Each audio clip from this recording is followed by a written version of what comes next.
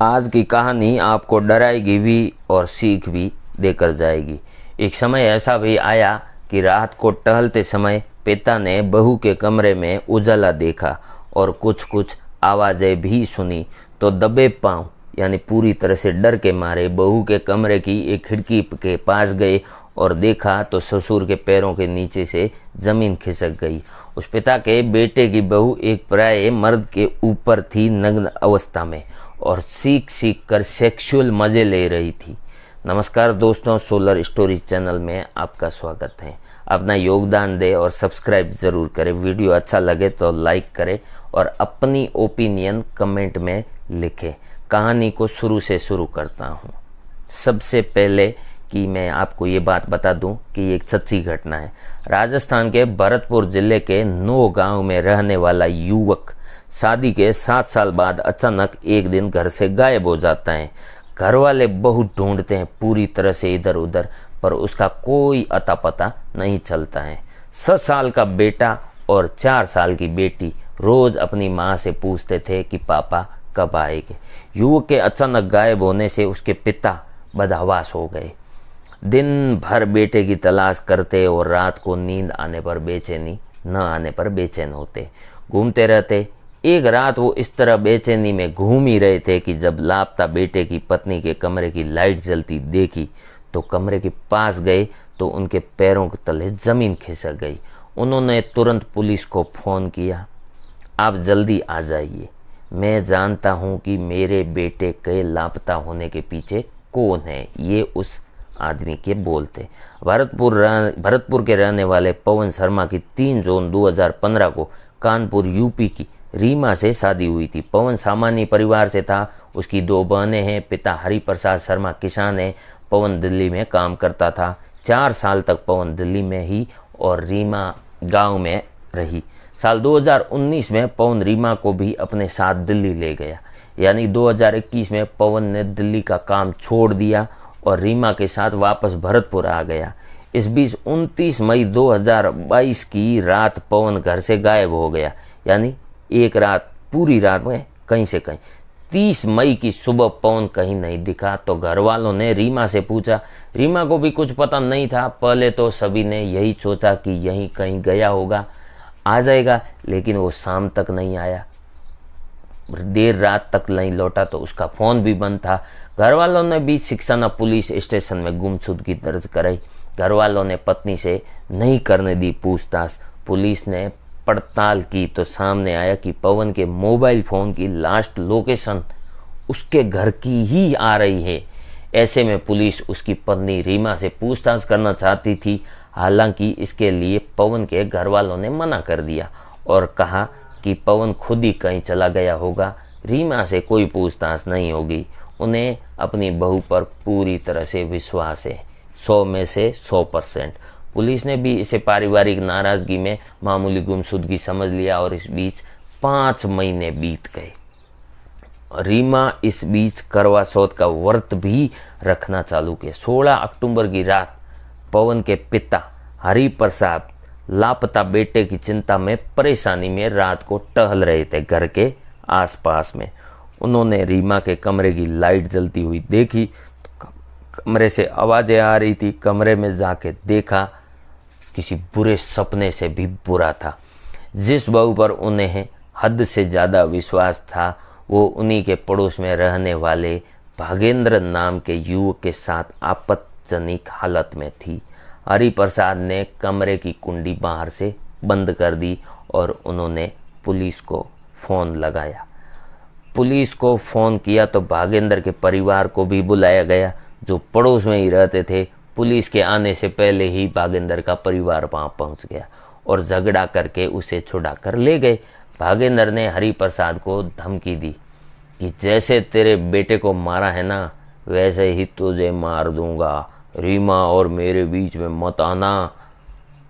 कमरे में मिली खून से सनी हुई रजाई भागेंद्र की धमकी ने हरिप्रसाद को यकीन दिला दिया कि हो न हो उनके बेटे पवन के गायब होने के पीछे भागेंद्र और रीमा का ही हाथ है। उन्होंने पुलिस को भी बुलाया और पुलिस को भी संदेह में ये बताया गया। पुलिस दोनों से दोनों के अवैध संबंध को पवन की गुमशुदगी के पीछे की वजह मानने को तैयार ही नहीं थी उस वक्त। फिर इस बवाल के बाद भागेंद्र दिल्ली चला गया और रीमा 28 अक्टूबर को कानपुर में अपने पीर चली गई। उधर जब इस बवाल की जानकारी पवन की बहन को लगी तो 30 अक्टूबर को वो गांव आ गई। कहाँ? पवन के घर। यहाँ उसने पवन और रीमा के कमरे की तलाशी ली तो उसे अंदर दबा के रखी एक रजाई में खून लगा हुआ मिला।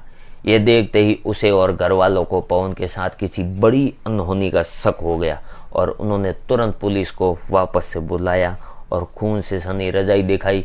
पुलिस के सामने अब बहुत बड़ा सबूत आ चुका था इस केस को सुलटाने के लिए, लेकिन पुलिस ने तुरंत रीमा को कानपुर से और भागेंद्र को दिल्ली से पूछताछ के लिए थाने बुला लिया। विनोद मीणा ने बताया कि 20 नवंबर को दोनों से करीब 6 घंटे तक पूछताछ की थी और सातिर दिमागी रीमा कई देर तक पुलिस को गुमराह करने की कोशिश करती रही। दूसरी तरफ भागेंद्र भी पुलिस को बातों में घुमाता रहा। दोपहर तक ये मामला चलता रहा। फिर पुलिस ने सख्ती से भागेंद्र से पूछताछ की तो उसने सच बयां कर ही दिया। उसने बताया कि वो रीमा से प्यार करता है और उसने बताया ये भी कि पवन ने उसे और रीमा को एक साथ देख लिया था, यानी आपत्तिजनी में देख लिया था। उसकी हत्या कर दी। इसलिए पवन के मर्डर में उसका दीप नाम का एक दोस्त भी साथ था। दिल्ली में दोनों के बीच बड़ी थी ये नज़दीकियाँ। भागेंद्र ने कबूलनामे के बाद रीमा भी टूट गई और उसने भी पुलिस को सब कुछ सच बता दिया। रीमा ने पुलिस को बताया कि साल 2019 में पवन उसे अपने साथ दिल्ली ले गया था और दिल्ली में पवन के ही गांव का भागेंद्र वहां रहता था। शादीशुदा भागेंद्र लोन दिलाने का काम दिल्ली में करता था और वहीं पर भागेंद्र और रीमा की मुलाकात पहली बार हुई। धीरे धीरे मुलाकात नज़दीकियों में बदल गई और पवन काम पर जाता था रोज, तो वो भागेंद्र को घर बुला लेती थी रीमा और दोनों साथ में घूमते। भागेंद्र उसे गिफ्ट भी ला कर देता था। इस दौरान दोनों के बीच कई बार संबंध भी बने। साल 2021 में पवन ने दिल्ली का काम छोड़ दिया और रीमा के साथ वापस अपने गांव भरतपुर आ गया। भरतपुर आने के बाद रीमा और भागेंद्र का आपस में मिलना पूरी तरह से बंद हो गया था। मिलना बंद हो गया तो रीमा और भागेंद्र ने खतरनाक एक साजिश रची। रीमा हर रात अपने पति पवन और पूरे परिवार को खाने, दूध, चाय में नींद की गोलियां मिलाकर देने लगी। जब सब बेहोश हो जाते तो भागेंद्र को फोन कर देती और बुला लेती। बेहोश पवन की मौजूदगी में ही दोनों उसी कमरे में सोते थे। इस बीच 29 मई को भागेंद्र और उसका दोस्त दीप दिल्ली में शराब पार्टी कर रहे थे। उसी दौरान भागेंद्र को भरतपुर से रीमा का मैसेज मिला। उसने मिलने के लिए तुरंत बुलाया था। भागेंद्र भी कई दिनों से उससे मिला नहीं था। भागेंद्र ने दीप को साथ चलने के लिए बोला और तैयार कर लिया। दोनों 200 किलोमीटर यानी दिल्ली से भरतपुर 200 किलोमीटर बाइक पर चलकर भरतपुर आ गए। भागेंद्र रीमा के घर चला गया और दीप कहीं बाहर ही अपने सेटल के पास में खड़ा था, यानी कहीं छुपा छुपी कर रहा था। भागेंद्र घर में घुसा तो सब लोग नींद की गोलियों के कारण बेहोश थे। वो सीधा रीमा के कमरे में चला गया और पवन बेहोश था। उसी कमरे में रीमा और भागेंद्र ने संबंध बनाने शुरू कर दिए। इसी दौरान पवन की बेहोशी टूट गई, यानी या तो उस दिन उसने पूरा वो पानी दूध पिया नहीं होगा, साथ ही आपत्तिजनक हालत में देखकर वो आग बबूला हो गया और गुस्से में उसने भागेंद्र को पकड़ लिया। रीमा ने पवन के पैर पकड़े तो उसने उसे धक्का देकर दूर कर दिया। भागेंद्र पवन का गला दबाने लगा और दीप को भी अंदर बुला लिया। तीनों ने मिलकर पवन का गला घोंटकर उसे मार दिया। यानी हत्या के बाद भागेंद्र और रीमा ने लाश को चादर में लपेटकर रस्सी से बांध दिया। इसके बाद लाश को बोरी में डाल दिया और भागेंद्र और रीमा ने कमरे में बिखरा खून साफ किया। इसके बाद भागेंद्र और दीप बाइक पर शव रखकर उसे गांव से 2 किलोमीटर दूर सुनसान जंगल में नहर के पास ले गए। वहां उन्होंने बोरे में से लाश के साथ 15 किलो का पत्थर बांध नहर में डाल दिया ताकि लाश पानी के ऊपर न आ जाए और दोनों उसी रात करीब 2:30 पर बाइक पर ही दिल्ली के लिए रवाना हो गए। सुबह 8 बजे दोनों दिल्ली पहुंच गए और दोनों से जब पूछताछ के बाद पुलिस जेसीबी और ट्रैक्टर लेकर नहर के पास शव निकालने पहुंची तो भागेंद्र ने उन्हें बताया कि शव कहाँ पर फेंका और उसकी निशानदेही पर बोरा निकला गया। बोरे को खोल कर देखा तो उसमें सिर्फ और सिर्फ 17 हड्डियां मिली थी। 6 महीने में मछलियां और कछुए शव को पूरी तरह से खा गए थे।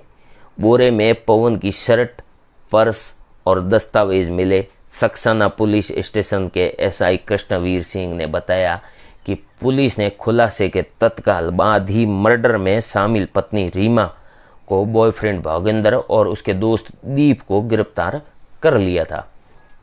इसके बाद कोर्ट में चालान भी पेश कर दिया था। फिलहाल मामला कोर्ट में चल रहा है और आगे क्या होता है क्या नहीं होता है, लेकिन इस कहानी से आपको क्या सीख मिलती है कि एक 2 बच्चों की माँ अपने पति को एक प्रेमी के लिए धोखा देके उसकी मौत की वजह बन सकती हैं। तो आज की इस दुनिया के अंदर किस पे विश्वास किया जाए और किस पे नहीं, सोचे ज़रूर और मुझे कमेंट ज़रूर करें, लाइक करें, सब्सक्राइब करें। बहुत बहुत धन्यवाद।